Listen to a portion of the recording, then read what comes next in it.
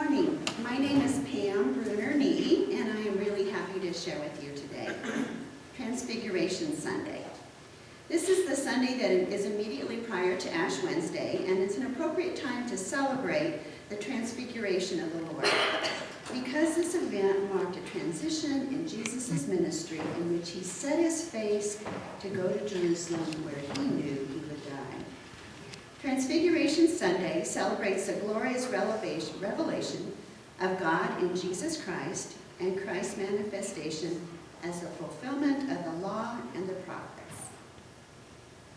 Now, I know there's a giant football in the room today. So I'd just like to share with you a reading just to acknowledge that giant football, and then we can get on with the text. The reading comes from Holy Humor, and it is titled, 12 Reasons Why a Local Minister Stopped Attending Sports Events. Number 12, every time I went, they asked me for money. Number 11, the people I had to sit with didn't seem very friendly. Number 10, the seats were very hard. Number 9, the coach never came to call on me. Number 8, the referee made a decision I couldn't agree with. Number 7, I had to sit with some hypocrites who were there only to see what others were wearing. Number 6, some games went into overtime and I was late getting home. Number 5, the band played some songs I had never heard before.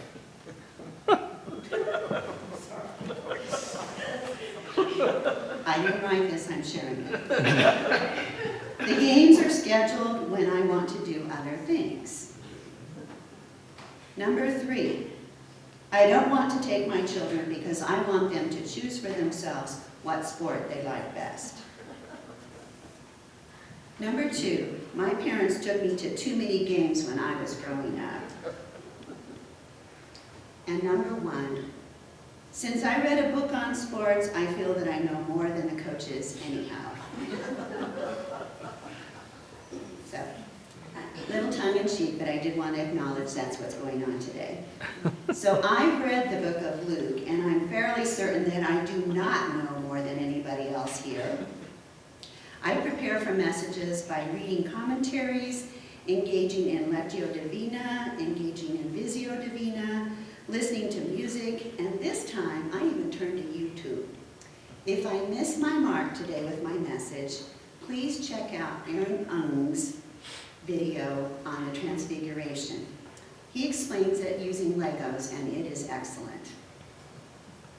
So in Jesus' Transfiguration, we are assured that Jesus is the hope of the ages. Jesus is the one who fulfilled the law given through Moses, the one who was dreamed of by the prophets, including the greatest prophet Elijah. Jesus has completed his Galilean ministry in the text I'm about to read. His disciples have been identified. Peter has even declared Jesus as the Messiah. Jesus is headed towards Jerusalem, and he's described what will happen to him there. There are several characters in this passage. There's Jesus, Moses, Elijah, Peter, James, John, the rest of the disciples, a big crowd of people, a father and a son who's afflicted with convulsive seizures. As I read the passage, I invite you to think about what character you most relate to. Luke 9, verses 28 to 43. Now about 8 days after these sayings, Jesus took with him Peter and John and James and went up to the mountain to pray. And while he was praying, the appearance of his face changed, and his clothes became dazzling white. Suddenly, there saw 2 men, Moses and Elijah, talking to him. They appeared in glory and were speaking of his departure, which he was about to accomplish at Jerusalem. Now Peter and his companions were weighed down with sleep. But since they had stayed awake, they saw his glory and the 2 men who stood with him.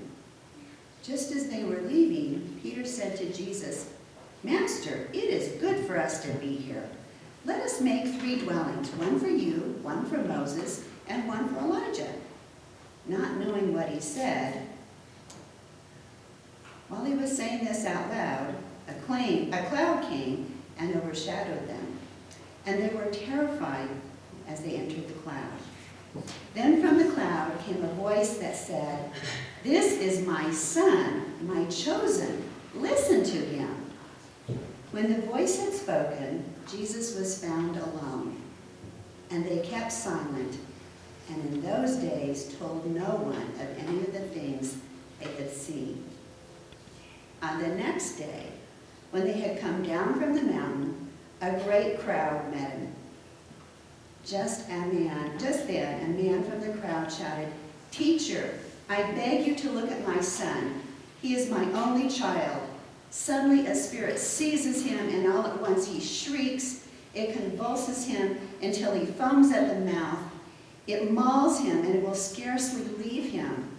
I begged your disciples to cast it out, but they could not." I begged your disciples to cast it out, but they could not. And Jesus answered and said, "You faithless and perverse generation, how much longer must I be with you and bear with you? Bring your son here." While he was coming, the demon dashed into the ground in convulsions, but Jesus rebuked the unclean spirit, healed the boy, and gave him back to his father. And all were astounded at the greatness of God. We have Jesus finishing his ministry in Galilee. He asked 3 of his disciples, Peter, James, and John, to go to the mountain to pray with him. Peter, James, and John are tired, almost asleep, when they see Jesus and his appearance drastically change. His face changes, his clothes are dazzling, and he's talking with 2 other men. Since this was long before viral videos, I assumed that Peter, James, and John listened in on the conversation to discern that Jesus was indeed talking with Moses, the man of law, and Elijah, the greatest prophet. They're talking with Jesus about Jesus' glory and his departure in Jerusalem. Peter gets a bright idea. "I'll build 3 dwellings." Some of the commentaries about dwellings that I consulted suggest that the dwelling that Peter is offering to build is a tabernacle. And the definition of a tabernacle means a tent or a place of dwelling, or my favorite word, a sanctuary. The cloud descends on them with a big wake-up call. The scripture reports Peter, James, and John were terrified. "This is my son, my chosen. Listen to him." And after the voice spoke, Moses and Elijah disappeared, and Jesus was alone. The disciples told no one of the many things they had seen. Was it the custom because they were too embarrassed to admit that they saw Jesus' glory, and their response was, "Hey, let's build a place and hang out"? Why were they quiet about it? The very next day, we have a repeat experience again of the disciples not recognizing Jesus' glory. Just then, a man from the crowd shouted, "Teacher, I beg you to look at my son. He is my only child." Suddenly, a spirit seizes him, and all at once he shrieks. It convulses him until he foams at the mouth. It mauls him and will scarcely leave him. I begged your disciples to cast it out, but they could not. And Jesus answered, "You faithless and perverse generation, how much longer must I be with you and bear with you? Bring your son here." And while he was coming, the demon dashed into the ground in convulsions, but Jesus rebuked the unclean spirit, healed the boy, and gave him back to his father. And for today, the text ends with, "And all were astounded at the greatness of God." Remember when I asked you to listen for the character that you identified with? Well, I identified most closely with Peter. Brash, impulsive, eager to please, and a little slow in mental processing. I don't think I'd be too eager to tell people that I saw the Son of God in all his glory, and my response was, "Hey Jesus, this is really cool up here on this mountain. Let's stay here. I'll build you and Moses and Elijah a place." I like following Jesus. I like hanging out with Jesus. I like comfort.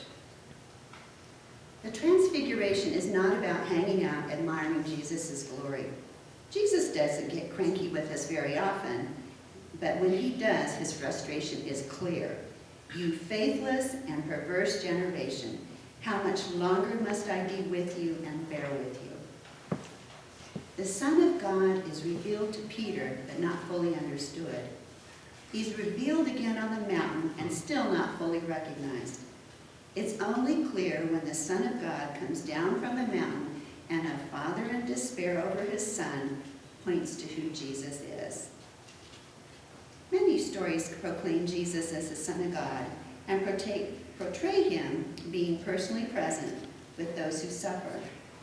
There's a message of hope in there for us, but it's also a challenge to us in how we reflect who Jesus is and our willingness to proclaim the divinity of Jesus. Who is Jesus to you today? I've always thought of Jesus as being like a blanket fort. You heard me right. I meant a blanket fort. You know those structures that you build with kids, or if you're a grown-up, I won't judge. You take furniture, you take cushions, you take blankets, you make yourself a cozy place. I've always thought of Jesus as being like a blanket fort, restful and serene and comforting. Jesus as my blanket fort gives me peace and it energizes me when I'm tired. Our mission prayer is not, God help me build the ultimate blanket fort. Help me find rest and comfort. Bless me with peace, and thank you for not asking me to reflect who you really are. Amen. That's not our mission prayer. Who is Jesus to you today?